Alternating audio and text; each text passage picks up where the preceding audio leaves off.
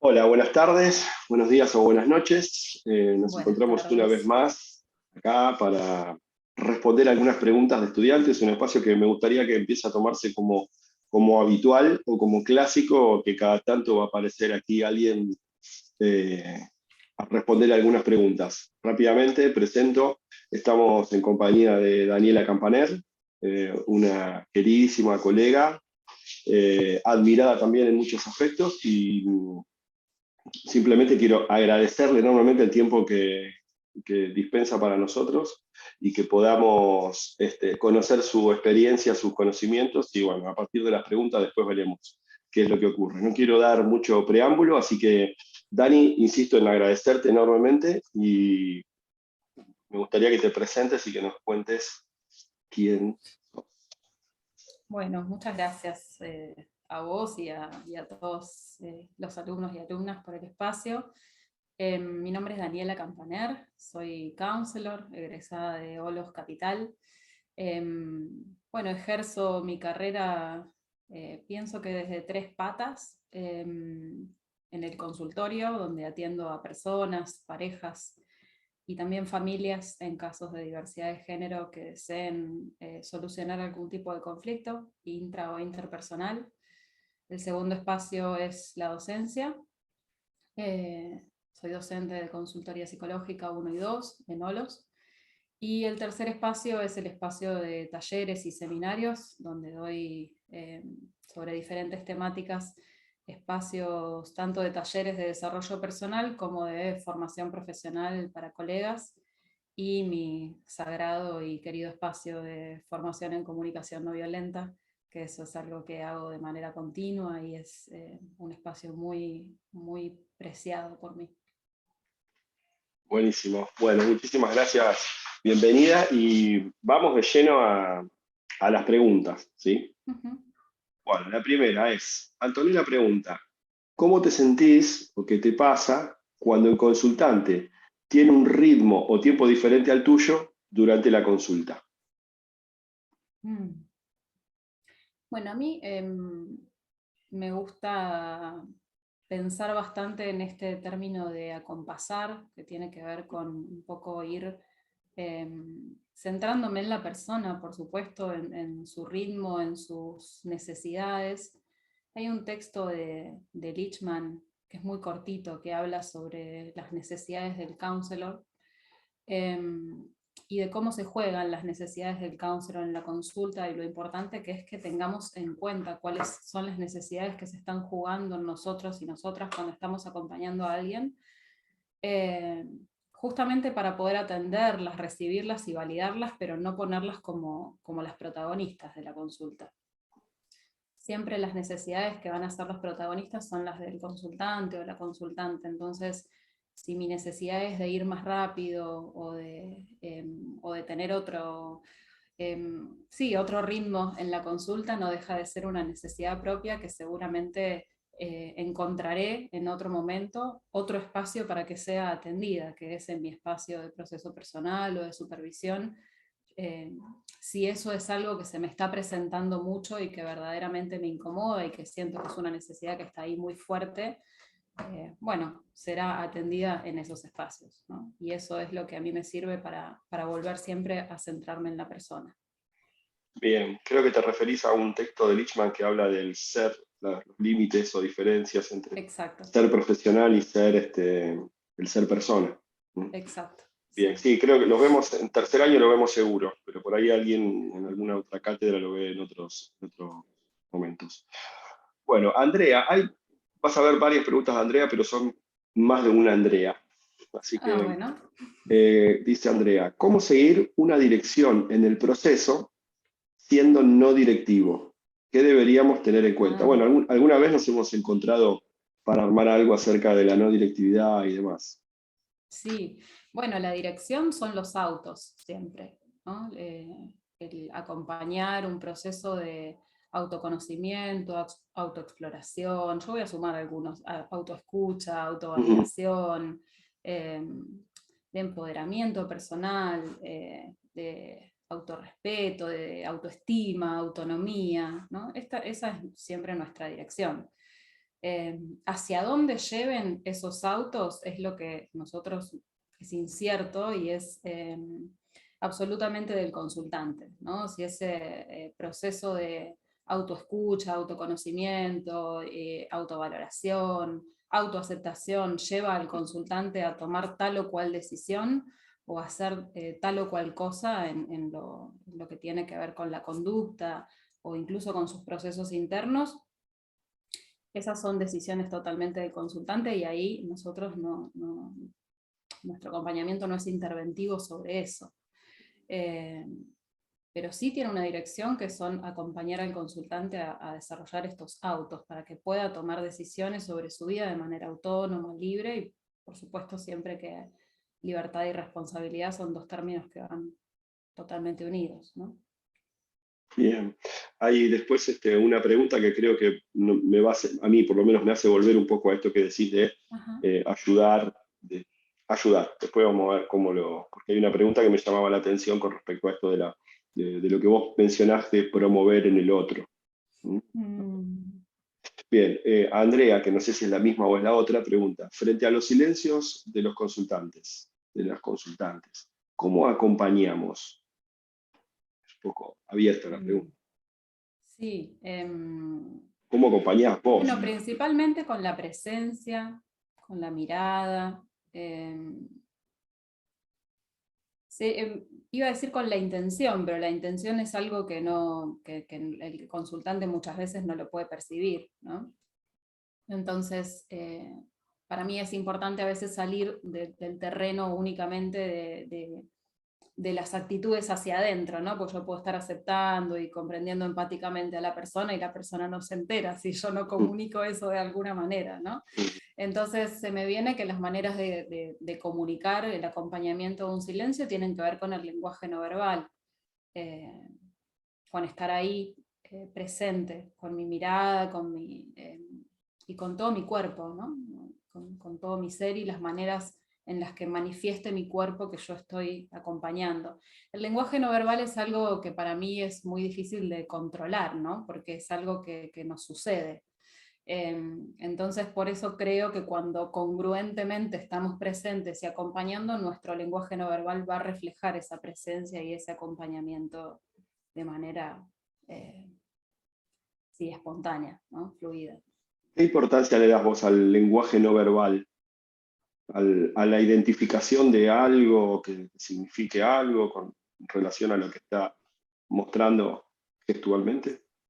Sí, le doy bastante importancia, siempre de manera fenomenológica, por supuesto. No le doy carácter interpretativo nunca al lenguaje no verbal del consultante. Eso es para mí una ley fundamental, ¿no? Como yo no sé lo que significa ese lenguaje no verbal y genuinamente lo creo.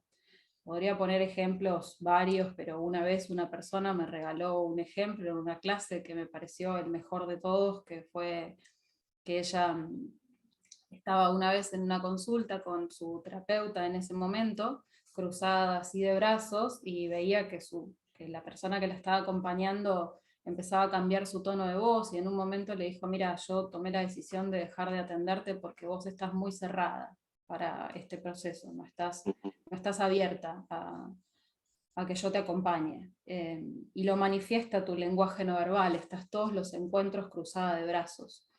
Y ella le respondió, mira, yo estoy operada de los dos hombros y a mí me duele mucho estar con los brazos hacia abajo, necesito estar en esta posición porque de esta manera me descansan los hombros, ¿no? Y eso para mí refleja todo, realmente. A mí lo que se me dispare a mí con el lenguaje no verbal de la persona es absolutamente mío y tiene que ver con todas mis construcciones, mi sistema de creencias, etcétera, etcétera. Entonces, siempre que tomo algo del lenguaje no verbal de la persona, tanto sea un cambio en su tono de voz, un cambio en su gestualidad o lo que sea, lo tomo siempre desde el reflejo fenomenológico de eso, ¿no? Estoy observando esto, me gustaría saber qué está pasando ahí, o si hubo un cambio dentro tuyo, o si está sucediendo algo que me quieras contar, siempre es desde este lugar. Bien, y una cosita más con respecto a esto, a los silencios los abordás como una situación sagrada de no interrumpir bajo ningún concepto? ¿Te permitís hacerlo? ¿Cómo lo abordás? No, para mí no hay reglas generales para nada, la verdad, porque el enfoque centrado en la persona para mí es eso y es no solo en la persona, sino en el vínculo y en la relación. Creo que hay silencios y silencios y no es que digo cuando la persona hace este tipo de silencio, entonces esto y lo otro. La verdad que estoy ahí presente, acompañando y es ese mismo vínculo y esa misma relación. eh, la que me va llevando de alguna manera, ¿no? Porque yo no voy llevando la consulta, la Mm, consulta la vamos llevando entre las dos o más personas que estemos ahí, entonces me dejo llevar un poco también por eso, ¿no? mm. Bien, buenísimo, gracias. A ver, Gladys pregunta, ¿recordás alguna experiencia con algún consultante que te resultó difícil de llevar y te hizo replantear la posibilidad de seguir? Y agrega, Sí. ¿pudiste identificar si era porque no podías establecer el vínculo, si la temática no te lo permitía? Y la última parte tiene algo de, digamos, de interpretación. ¿Y cómo pudiste transitar las emociones de fracaso? Mm. Bueno, no, para mí no fue un fracaso para nada. Fue una instancia de muchísimo aprendizaje y no fue solo una vez. Eh, a mí me costó mucho en los primeros años y a veces me sigue costando, pero no de la misma manera, acompañar a adolescentes, pero no por los adolescentes en sí, sino por la articulación con los padres. Ese proceso a veces me despierta muchas emociones. Yo me especializo en diversidad de género y abordo la temática siempre que me viene una persona, una adolescencia trans, la abordo siempre desde lo familiar. Las primeras consultas siempre son familiares, salvo rarísimas excepciones, ¿sí? Porque en general quienes se me acercan son los padres, porque Mm, se sienten asustados, asustadas, no entienden lo que está pasando y necesitan un acompañamiento y lo abordo desde ese lugar. Entonces, a veces esa articulación donde, no por el susto de los padres, porque eso lo entiendo absolutamente, pero esa articulación donde se empieza a producir que a veces los padres empiezan a entregar algunas cosas en el facilitador, ujú. al principio me costaba mucho. Y bueno, hice mucho trabajo en supervisión porque realmente me interesaba mucho poder acompañar a estas familias porque creo que hoy en día las puedo ayudar mucho. Hoy en día es un espacio en el que es quizás donde más siento que puedo ayudar. Entonces me interesaba mucho trabajarlo. Hay otras temáticas que quizás me generan como eh, otro tipo de emociones y digo como, bueno, quizás esto no es para mí o no es el área en el que yo quiero trabajar, pero este área verdaderamente me interesa mucho. Entonces, simplemente lo trabajé mucho, mucho, mucho en supervisión porque tenía que ver con cuestiones de mi historia, cuestiones de mi historia con mis padres, con mi adolescencia, con mi familia en general. Y a partir de ese trabajo surgieron un montón de cosas interesantes y hoy es de un disfrute impresionante para mí esto, esa articulación justamente. Facilitar la comunicación entre las diferentes partes de la familia y poder empatizar con todos y acompañar para que se puedan escuchar y empatizar es muy reconfortante para mí. Bien. Me gusta esto, decía que la pregunta tenía algo de interpretativo al final cuando decía cómo manejaste la sensación de fracaso, suponiendo que eso puede ser un fracaso o puede Mm. sentirse un fracaso. Me gusta que vos no lo hayas vivido de esa manera, que lo hayas podido elaborar, entiendo en supervisión también, como parte de las posibilidades. Mm. Sí, sí, fue una experiencia de un gran aprendizaje, de un gran trabajo, que por supuesto el trabajo personal no es un camino de rosas, ¿no? Hubo muchas emociones displacenteras, momentos de sentirme frustrada, momentos donde mi yo ideal estaba ahí castigándome con un palo enorme porque no podía ser lo suficientemente empática como a mí me gustaría. o aceptante, o lo que sea, y fueron momentos difíciles, pero de eso se trata, es un poco el proceso personal, de pasar por diferentes momentos, ¿no? Todo no es romántico, el proceso personal. Ujú. Bien. Bueno, acá hay otra pregunta de Andrea o de una de las Andreas, y yo la relaciono con algo que hablamos antes. Y dice la siguiente: si vemos que el consultante se encuentra muy influenciado por los mandatos recibidos y decide tomar una decisión, la cual consideramos a nuestro juicio que no sería la más conveniente para su vida, de acuerdo a lo que fuimos escuchando en las entrevistas, ¿podríamos ayudarlo a reflexionar o indicarle alguna acción directiva? Me refiero a poder indicarle un parecer nuestro que le sirva al consultante para pensar y ver su situación con más claridad. Necesito decir algo brevemente. Lo primero que menciona es si está muy influenciado por los mandatos, ¿no? Como si no estar influenciado por los mandatos no hiciera que tomáramos alguna decisión que podría no verse como adecuada. O sea, tomar una decisión, sea derivada de los mandatos o de lo aprendido, ¿no?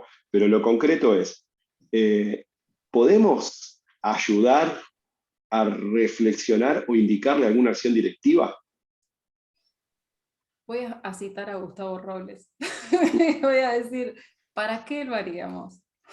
Pero ahí lo ¿Para qué? dice, ¿eh? Para ayudarla. Eso a mí me encanta este tipo de preguntas, porque dice, Claro, ahí surgen un montón de preguntas. ¿Qué es ayudar primero?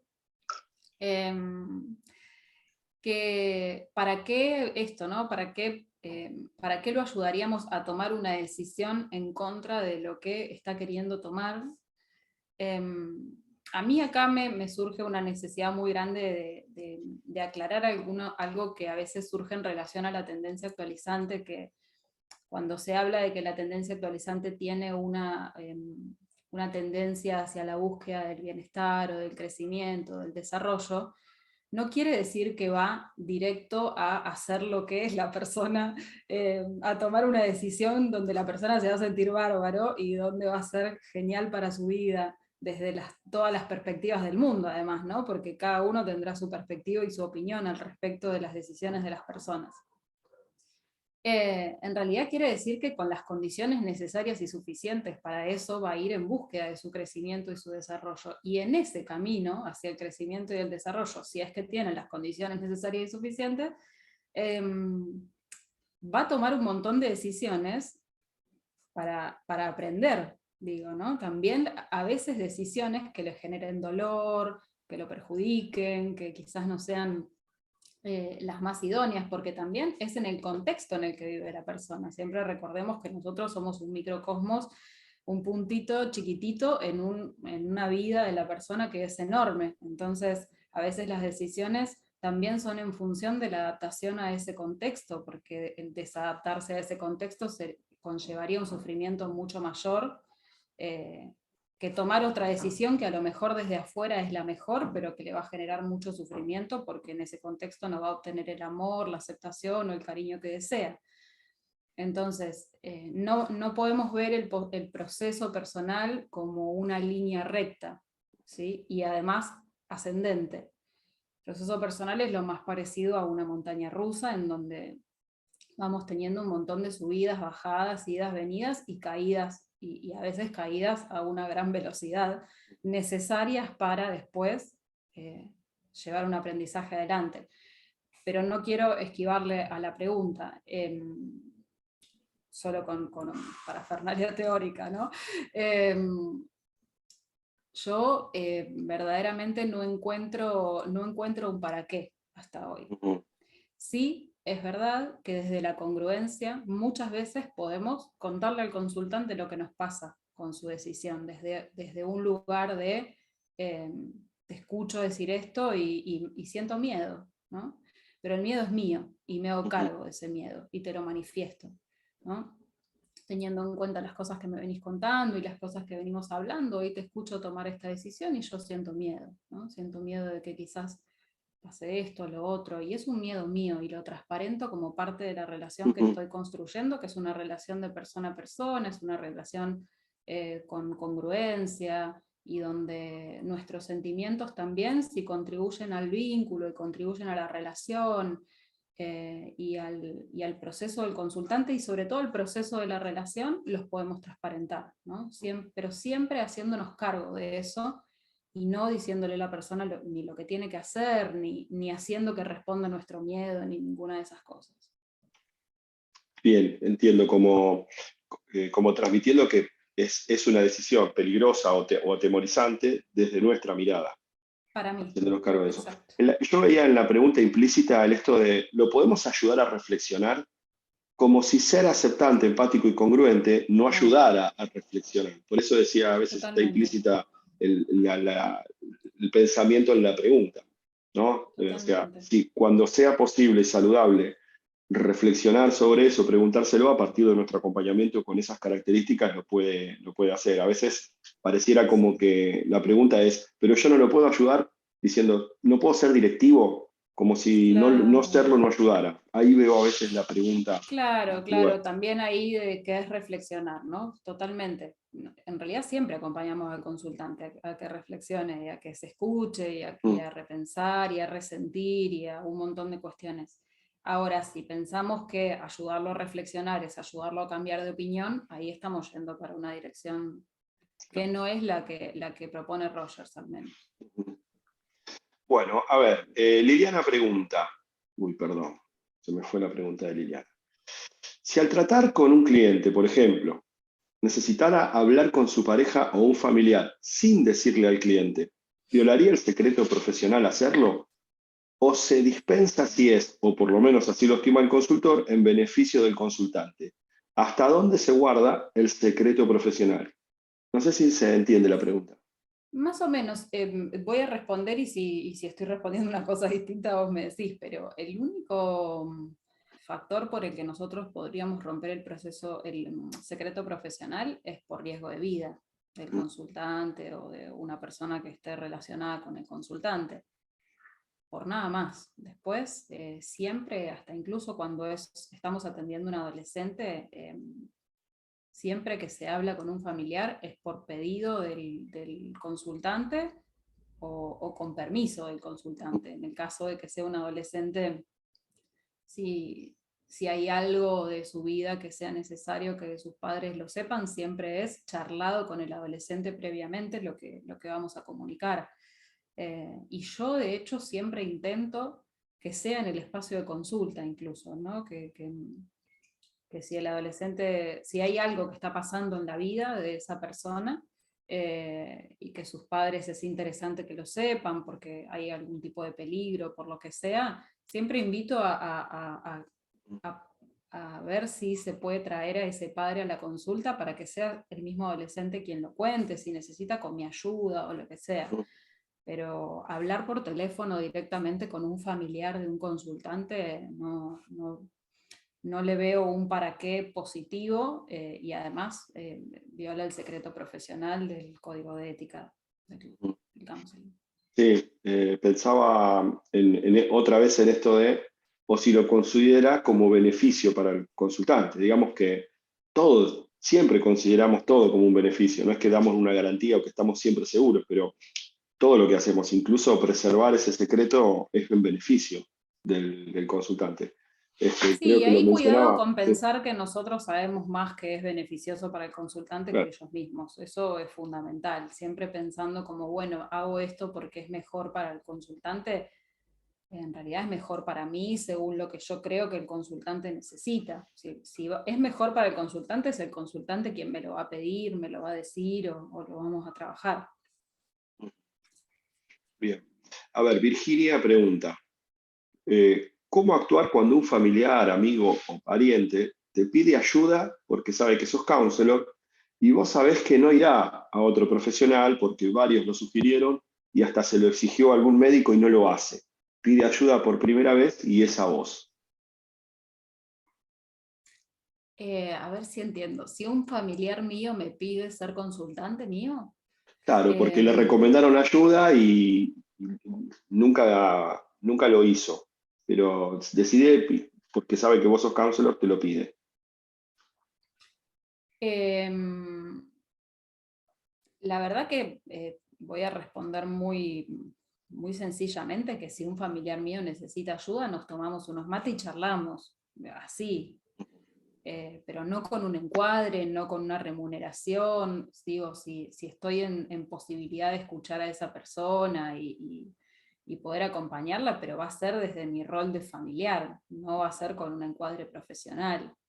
Incluso me sucede muchas veces y que me vienen a pedir opinión como, bueno, vos que te dedicas a esto, ¿cuál es tu opinión? ¿Cuál es tu mirada? Y la puedo dar en un contexto de eso, de compartir unos mates una tarde, pero no desde un encuadre profesional.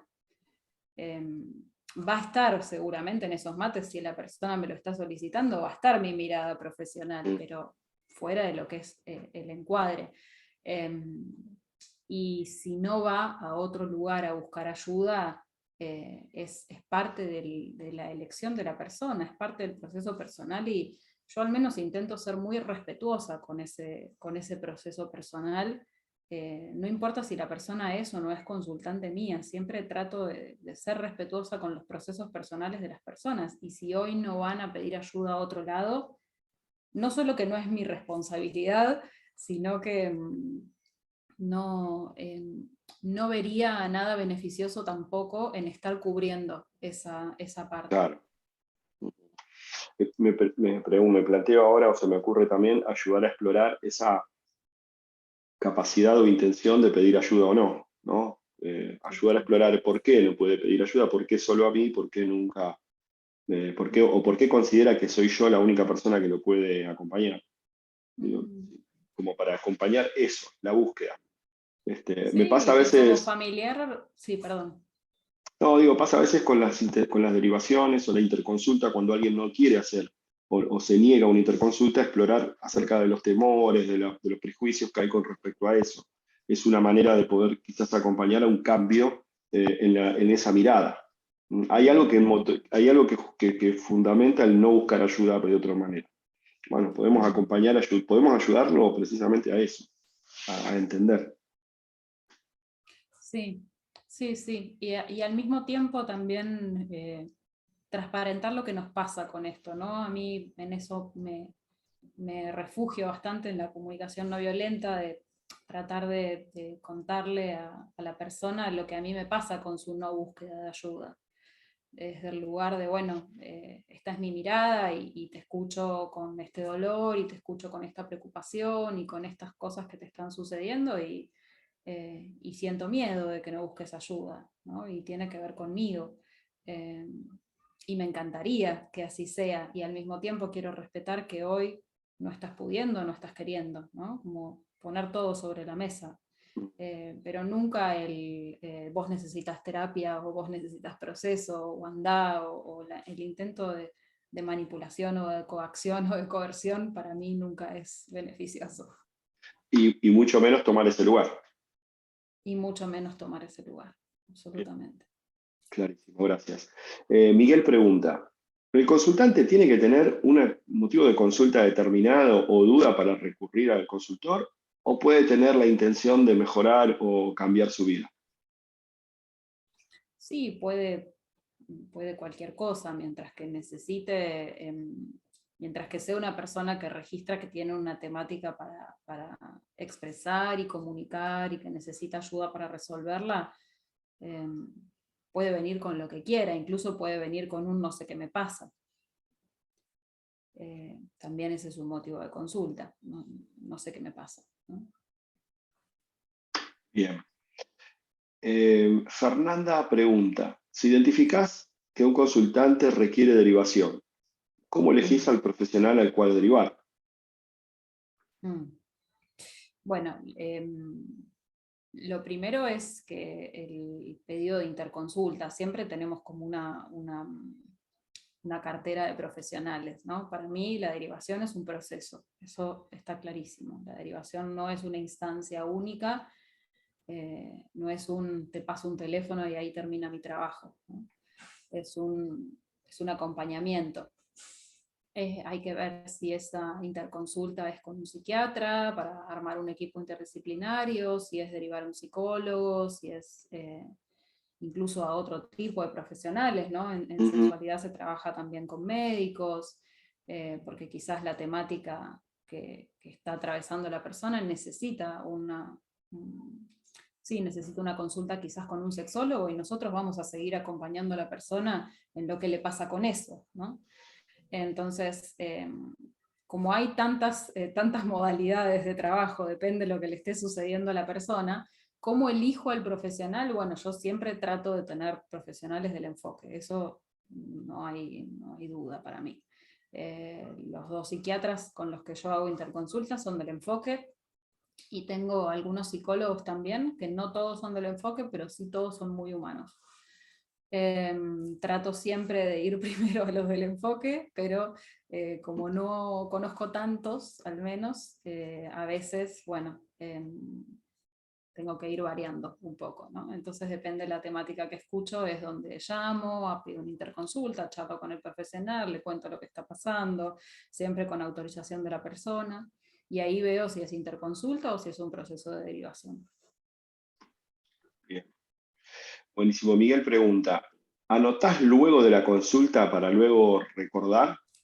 Y yo ya No. pregunto de paso si anotás durante, ya que... No.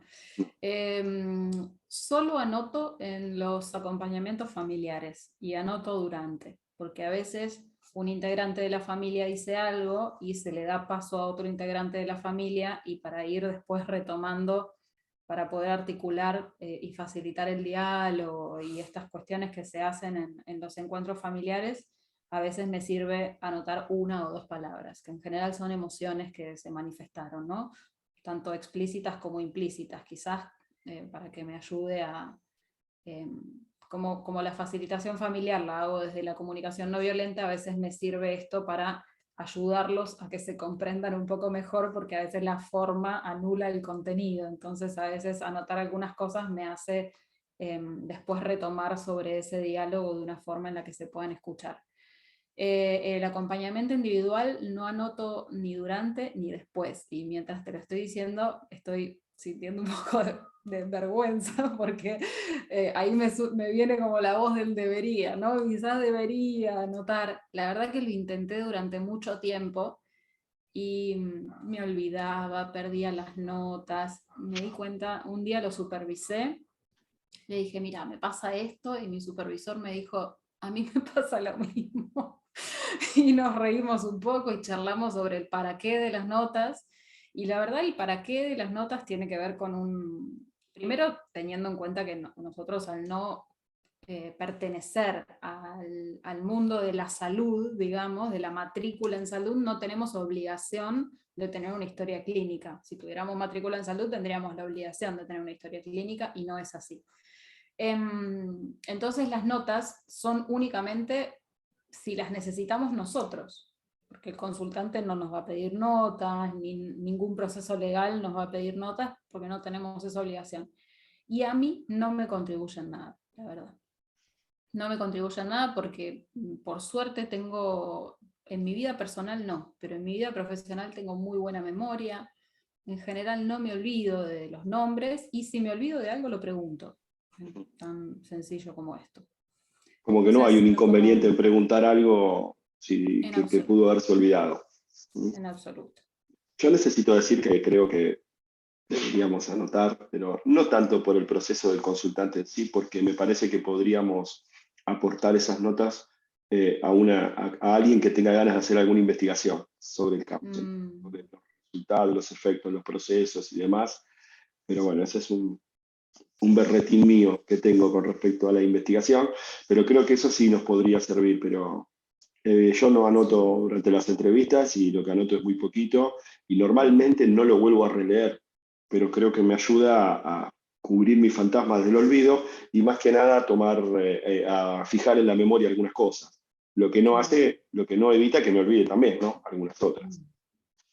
Pero bueno, bien, gracias Dani por esto. Bueno, Mónica pregunta, algo bien práctico. ¿En base a qué se determinan los horarios? Perdón, ¿en base a qué se determinan los honorarios? ¿En base a qué determinan los honorarios? Y pregunta si la asociación los regula o orienta respecto a cuánto es apropiado cobrar. Yo respondo la última parte, que es genérica. La asociación cada tanto publica una recomendación que hace en base a el monto mínimo de la jubilación y es una recomendación, que quien quiera tomarla la toma eso es lo único que hay concreto con respecto a preguntas sobre la asociación. Pero te pregunto a vos, ¿cómo elegís dar? ¿En base a qué? Qué buena pregunta. Es un horario con el que yo me siento cómoda, que no es fijo, porque la verdad que no todos los consultantes a veces pueden acceder a un honorario y eso se puede charlar. No es lo mismo el honorario de una consulta individual que el de una consulta de una pareja o de una familia, entonces hay, al menos para mí, también porque las duraciones son distintas. Ujú, Entonces, sí tengo como un valor hora con el que me siento cómoda y con el que considero que nosotros, al menos para mí, no es posible trabajar 8 horas, 5 o 6 días a la semana, ¿no? Tenemos un cupo que es el saludable, que cada uno de nosotros lo conoce. Yo en otras épocas no lo registraba y la verdad es que me quemé mucho, ujú, entonces no registraba ese límite. Hoy lo tengo registrado, cuántos consultantes por día es saludable para mí atender y cuántos descansos necesito hacer. Eh, y en base a eso saco, bueno, cuánto puedo llegar a sacar por día y por lo tanto por mes para tener un sueldo que es digno para mí y amable, ¿no? También, digno no es el mínimo para mí, ¿sí? ujú, Hoy en día valoro mi trabajo, valoro mis estudios, me formo, necesito hacer supervisión y me gusta acudir a espacios de supervisión eh, que considero que son buenos para mí, ujú, ¿no? Entonces eso también entra dentro de lo que son mis gastos, ¿no? Eh, pago un Zoom, pago, ¿no? Como estas cosas también, pago AFIP, pago un montón de cosas que también son descuentos, ¿no? ujú. Entonces todo eso también tiene que estar incluido y descontado para que a mí a fin de mes me quede algo que sea amable para mí. Y también con el que yo me sienta a gusto, verdaderamente. ¿Sí? Y en base a eso un poco saco el valor ahora. Bien, me gusta Y también rescatar. a veces Sí, charlo con colegas, ¿no? Y ajusto desde ese lugar. sí, siempre la referencia también a veces me ha ayudado. Yo rescato una frase que aprendí de Rodolfo Lazzarini, o que Rodolfo Lazzarini habla cuando habla de esto, que dice, la suma que me haga feliz y mi consultante pueda pagar. Claro, En ese, en ese sentido. total. Igual, después tengo que charlar bien cuál es la suma que me hace feliz, Sí. que tiene Y que ver sí, con mis hay una suma que me necesidades, haga feliz también. mis expectativas, como necesidades, ¿no? Desde lo básico hasta donde llega. Bueno, te hago una pregunta. Esta la pongo yo, la pregunta. Voy a hacer un par más también yo, pero digo, aprovecho ya para mencionarlo. ¿Qué importancia le asignás a el proceso personal durante la formación? Uf, absoluta, absoluta. Para mí no hay manera de hacer la carrera si no es acompañado de un proceso personal. En lo personal, nuevamente, no digo que esto tenga que ser una regla para todas las personas, no creo que muchas veces me han manifestado tendría que ser obligatorio el proceso personal durante la carrera. Para mí la palabra obligatorio no existe cuando estamos hablando de enfoque. Em, pero sí que considero, esto lo digo, como persona que cursó la carrera de counseling, como profesional y como docente. Las personas que hacen proceso personal durante la carrera viven una carrera distinta a las que no hacen la carrera haciendo proceso personal. Y cuando hablo de proceso personal no digo exclusivamente un counselor del enfoque, ¿sí? Porque hay personas que están con profesionales que empezaron antes, bueno, son espacios de revisión. ¿Contribuiría más a hacer proceso con un counselor para saber de qué se trata? Sí o quizás no, porque a lo mejor Ujú, el vínculo que tienen con ese profesional es muy fuerte y eso contribuye a su proceso personal y está perfecto que lo puedan elegir libremente. Pero sí creo que la carrera es una carrera que despierta muchísimas cosas a nivel interno y que cuanto más instancias de revisión y de autoescucha tengamos, más posibilidades tenemos de bajar esa teoría a lo vivencial y trabajar con nuestro ser personal para que se vaya desplegando un ser profesional también que esté aunado con ese ser personal, ¿no? La teoría de Rogers desde lo intelectual aporta seguramente mucho, pero sobre todo aporta desde lo vivencial y desde lo humano y desde la revisión continua de nosotros mismos, y más si queremos trabajar desde el enfoque, ¿no? Si queremos trabajar desde el enfoque, trabajar con nosotros mismos es imprescindible. Y para mí no hay un por qué esperar a recibirnos, como si ya podemos arrancar desde ahora a trabajar, si ya podemos arrancar durante la carrera. Yo arranqué a fines de primer año a hacer proceso personal con un counselor. Durante el primer momento del primer año hacía terapia con un psicólogo gestáltico, que fue un profesional muy importante para mí, que valoro muchísimo. Pero la verdad que cuando empecé a hacer proceso personal con una counselor que me acompañó los siguientes años de la carrera, fue para mí un antes y un después. Realmente. Empecé a entender un montón de cosas de la teoría que no había entendido hasta ese momento, que había entendido pero no había aprendido, ¿no? Claro, no es que tu counselor te explicaba la teoría, sino que No, no, para la nada, yo ibas iba a llorar atravesando. ahí nada más. Entiendo, entiendo. A ver, hay una pregunta que tiene más que ver, creo, con la persona, pero a ver si te la transmito. ¿Qué regalo crees tiene la vida que aún no recibiste? Pregunta perdón, Liliana. Ay, Liliana, qué pregunta. Intuimos que la vida tiene regalos, entonces. Sí, no, la verdad que no sé qué responder. A No ver, sé qué responder porque no considero esto de que la vida me regale cosas. Siempre me considero una persona que voy a buscar aquello que quiero. Soy muy buscadora. eh, y estoy siempre así como buscando y buscando y buscando adentro mío y desde ahí para afuera. Pero al mismo tiempo me parece como medio, sí, digo, los privilegios para mí son regalos, ¿no? Y las personas blancas y cis tenemos privilegios ya de por sí con los que nacemos de cuna.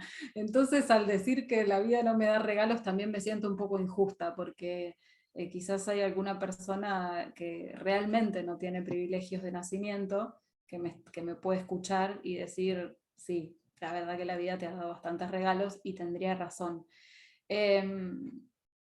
Con lo cual, pero esperar regalos hacia adelante no es algo que me identifique, esa es la verdad. No espero regalos de la vida.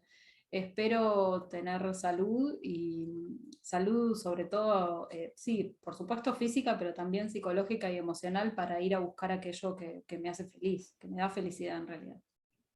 bien. Bueno, Liliana también tiene otra pregunta que tiene implícita, te tengo que preguntar la parte final, pero porque dice esto la pregunta. ¿Qué está detrás de lo que te perturba o incomoda hoy y no te deja ser libre o feliz? Tengo que preguntarte si sos libre o feliz o si hay algo que te perturba o te incomoda.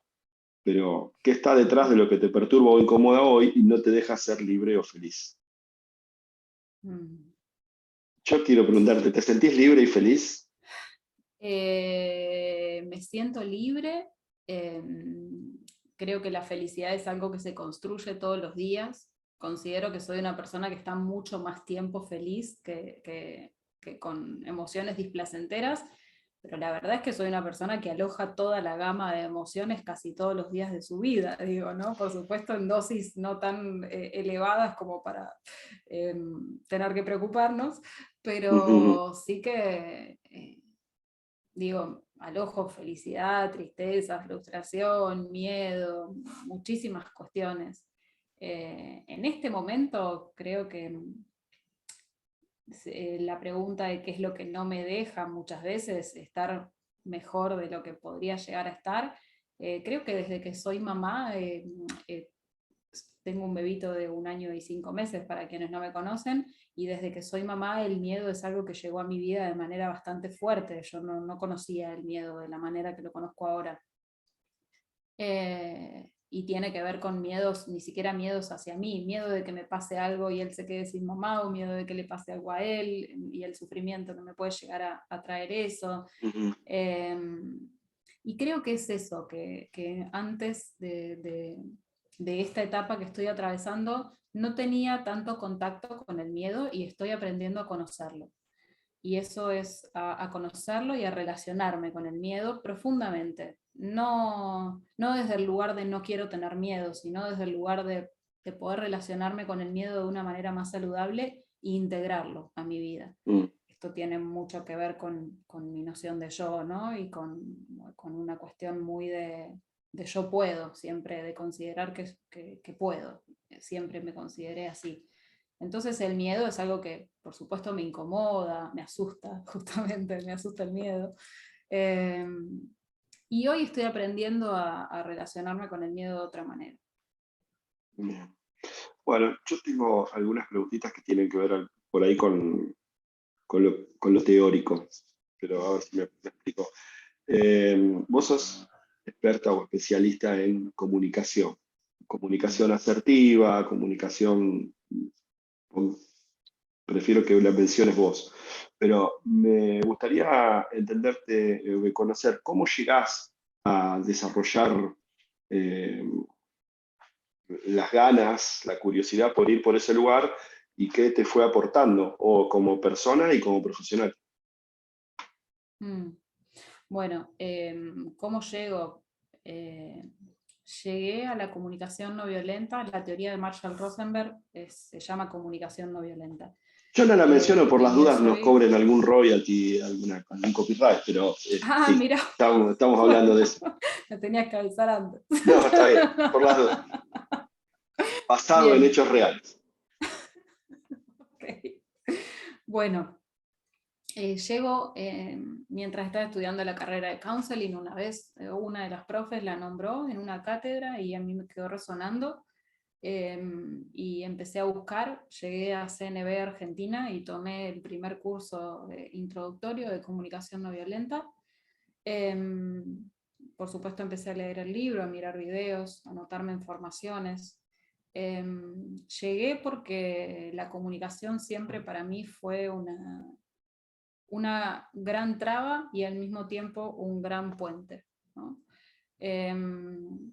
Cuando de chica siempre fui una persona a la que las personas vinieron a contarle sus cosas. Siempre fue así para mí, desde muy chiquita. Y tenía una forma muy dura de decir las cosas. Era buena escuchando y era comprensiva, pero tenía una forma muy dura de decir las cosas, y mis amigas me llegaban a decir cosas como: no le cuentes esto a Dani porque te va a retar, Mm, ¿no? Eh, me suena tan conocido, Daniela. No, no sabía esto de tuyo, pero me suena muy conocido. Sí, siempre fue como bastante severa con algunas cosas, ¿no? Y en mi forma de decir las cosas, porque quizás las comprendía, pero no, tenía como una forma de comunicarme bastante dura, severa. Y después, en un momento, me fui como para el otro lado, empecé a hacer meditación y a meterme por ahí en un camino más espiritual, y me fui para el lado de no quiero decir nada por miedo a lastimar. Y esto me empezó a hacer muy mal, muy mal. De hecho, tengo eh, cuestiones de colon irritable y cosas que tienen que ver con haberme guardado tantas cosas, que sé que tiene que ver con eso. Y en un momento dije, conocí a mi pareja de hoy en día, Manu, que es una persona con la que, esto creo que a vos te lo compartí una vez hace mucho tiempo, con la que la comunicación, con el que la comunicación siempre fue muy fácil con él. Podíamos decirnos lo que nos pasaba con una naturalidad que a mí me sorprendía mucho. Era como, wow, no puedo creer que... Y me resultó tan sanador ese proceso con él, tan sanador de poder encontrarme con una persona y poder decirle todo lo que me pasaba, y que él le pudiera decir todo lo que me pasaba sin herirnos, sin lastimarnos, sin hacernos reproches, reclamos, pase de factura. Y además era como eso de sentirme, que es lo mismo que siento con mi counselor, ¿no? Es eso de, acá puedo decir cualquier cosa porque el otro no se lo va a tomar personal, cualquier cosa, por supuesto, con respeto, ¿no? Puedo decir lo que me pasa. Y ese proceso de comunicación con él fue tan sanador que cuando llegó la comunicación no violenta a mi vida, dije, es que con Manu nos comunicamos muy parecido a esto, pero no me pasaba en otros ámbitos de la vida, me pasaba con él. Y la comunicación no violenta me dio la posibilidad de llevar eso a otros ámbitos también.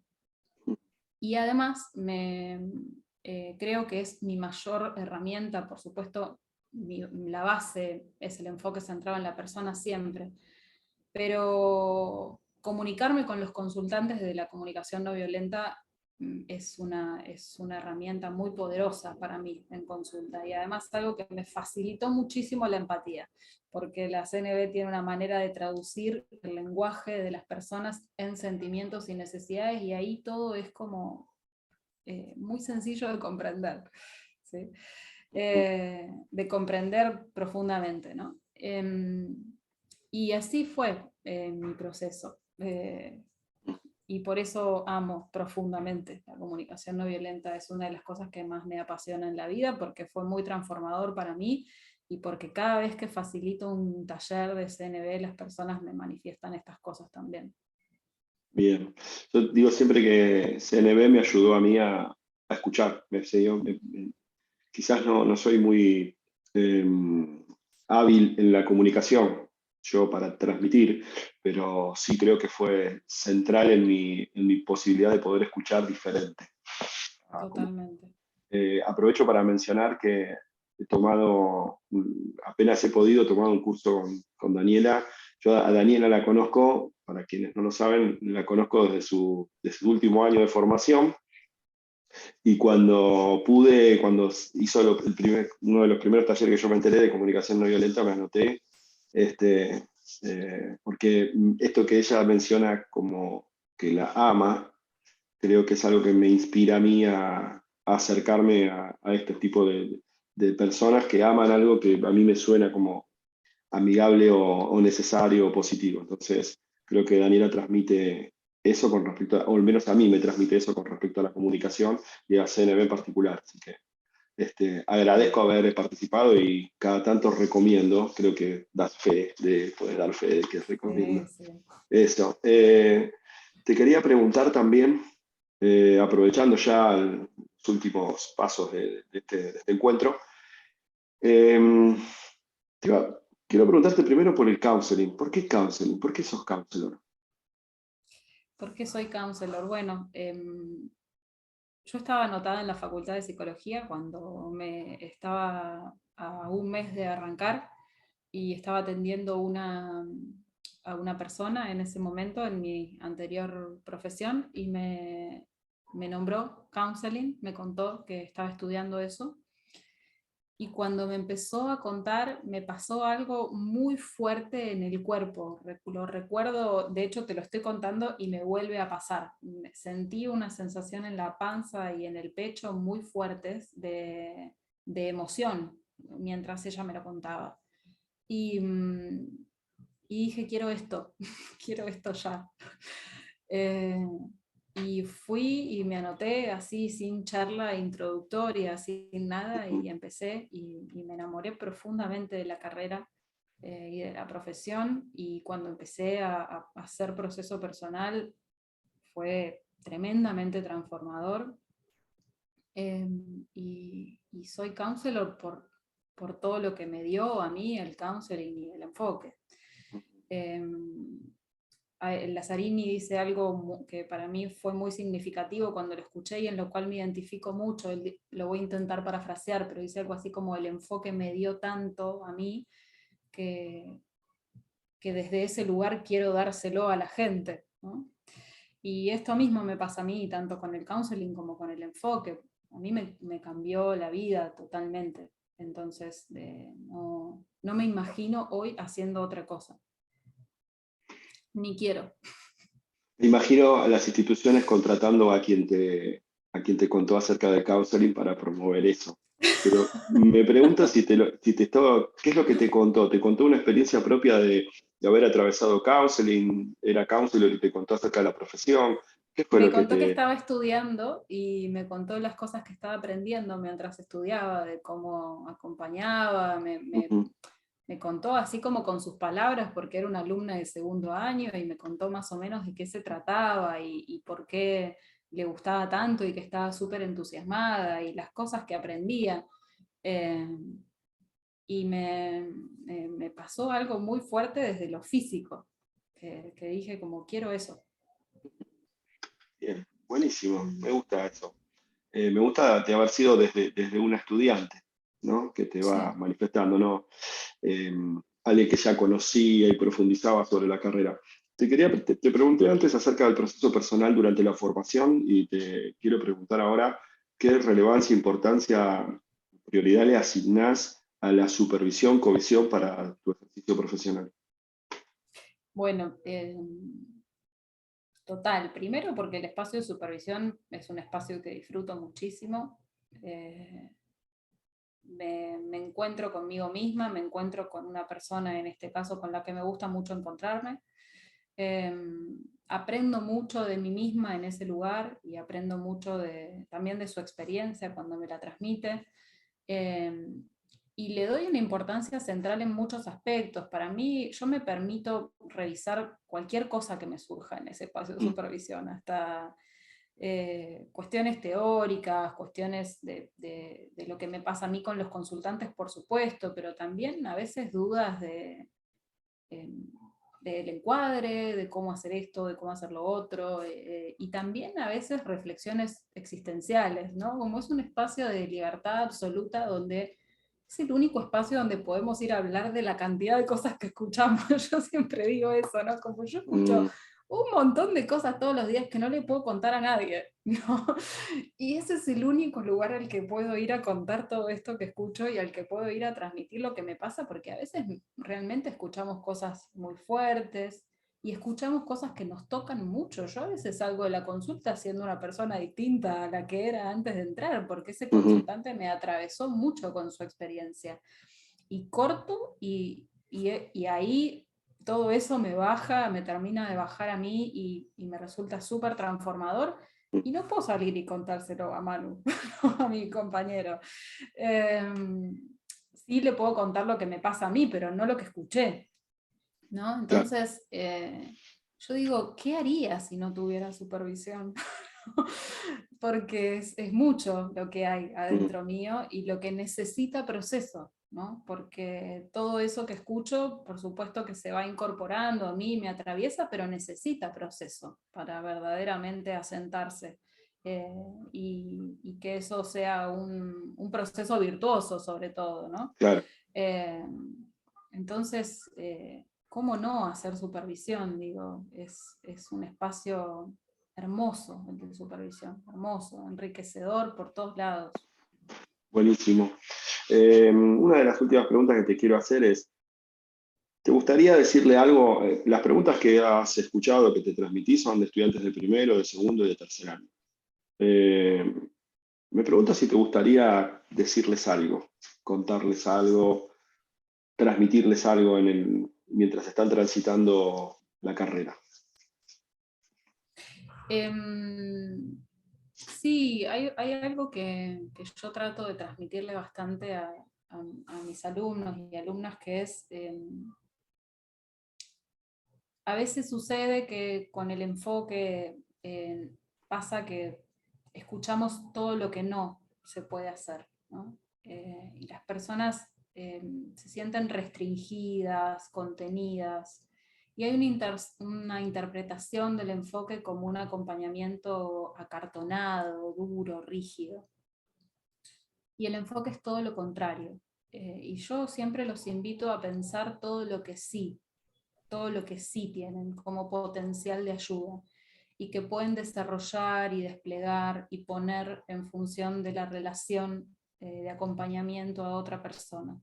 Eh, Hay un montón de cosas que seguramente sí están adentro de cada uno de los alumnos y alumnas, que trabajados en supervisión pueden convertirse en un recurso y un potencial de ayuda. Quienes les digan que el enfoque es algo rígido o algo acartonado, es porque quizás todavía no pudieron sumergirse profundamente en la riqueza del enfoque. Y para sumergirse profundamente en la riqueza del enfoque hay que sumergirse en nuestras profundidades. Ahí es donde está nuestro potencial y nuestra enorme cantidad de recursos que podemos desplegar para poder poner en función de la relación de ayuda que vamos a construir con nuestros consultantes, que no las vamos a construir solos, las vamos a construir con el otro. Y también de esa relación de ayuda se van a desplegar nuevos recursos y nuevos potenciales, porque eso es lo que propone Rogers, dejarnos afectar por la otra persona, y dejarnos afectar es dejarnos atravesar, y desde esa afectación surgen infinidad de cosas adentro nuestro, infinidad de recursos y de infinidad de herramientas y de potenciales que los consultantes incluso nos ayudan a desplegar. Porque la humanidad cuando se toca genera cosas, genera cambios, ¿sí? Se producen reacciones químicas de los cuales surgen cosas nuevas.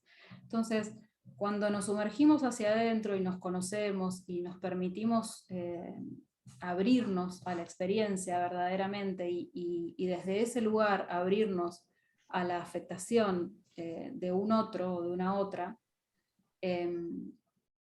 surgen un montón de cosas que hoy no las podemos ni pensar, ¿sí? Y que hoy estamos pensando como, ¿y si no puedo hacer, si no puedo dar consejo? Porque aparte entramos en el puedo y no puedo, ¿no? Si no es consejo, si no es esto, si no es lo otro, si no es lo otro, entonces ¿qué es?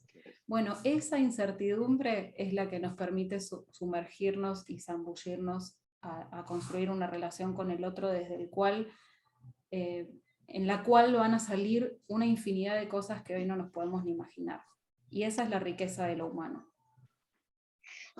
Bien, bien, buenísimo, Dani. Estamos ya entonces en el final. Yo quiero agradecerte una vez más el tiempo dispensado. Quiero contarles que tengo mucha alegría de estar en este espacio hoy acá con Daniela. Digo, Daniela es una de las personas que atravesó conmigo, hoy colega, diferentes estadios e instancias de la formación. Primero fui su profe supervisor en tercer año, después participé en uno de sus talleres, y hoy a mayo de 2022 estamos en un proyecto en conjunto, que algunos ya conocen, que hemos hecho en profundización del enfoque centrado en la persona, junto a Nora Álvarez y a Janina Blacher, con lo cual a mí me da mucha alegría, ¿sí? Porque digo, desde todos los ángulos de donde me relaciono con el counseling aparecen posibilidades de crecimiento, de enriquecimiento y de placer, y también le agradezco porque a veces también presta la oreja para escuchar como colega / amiga, ¿sí? Así que infinitamente agradecido. Ya te he dicho más de una vez lo mucho que aprecio, que respeto tu trabajo y cómo enriquece el espacio en el cual yo por lo menos ahora me encuentro, y agradecerte también el haberme convocado. Vamos a dejar en la caja de comentarios de este video los medios de comunicación, tu Instagram, tu Facebook, mail, teléfono y demás. Yo a lo único que te comprometo es que si alguien se pone en contacto, por ahí, digo, lo único que comprometo es que podés responder algo que te pongan en contacto, que se comuniquen con vos o que también manifiesten acá en esta cajita de YouTube, ¿sí? Así que de mi parte yo nada más. No sé si querés decir algo como para despedirte, saludar. Sí, yo te agradezco mucho haberme convocado, siempre es un placer hablar con vos y te agradezco siempre todo lo que haces por el counseling, por los estudiantes, por la difusión seria y responsable de nuestra profesión y sobre todo por el enfoque, ¿no? Que nos une, nos convoca y nos apasiona, y te agradezco muchísimo, muchísimo. Bien. Bueno, muchas gracias también entonces a quienes están escuchando, viendo el video. Aceptamos todo tipo de comentarios, preguntas, sugerencias, críticas, piedrazos. lo que sea. Les agradecemos y estamos poniéndonos en contacto por los medios que van a encontrar aquí o por los que ya habitualmente nos conocen. Gracias, ¿eh? Chao, Dani. Adiós.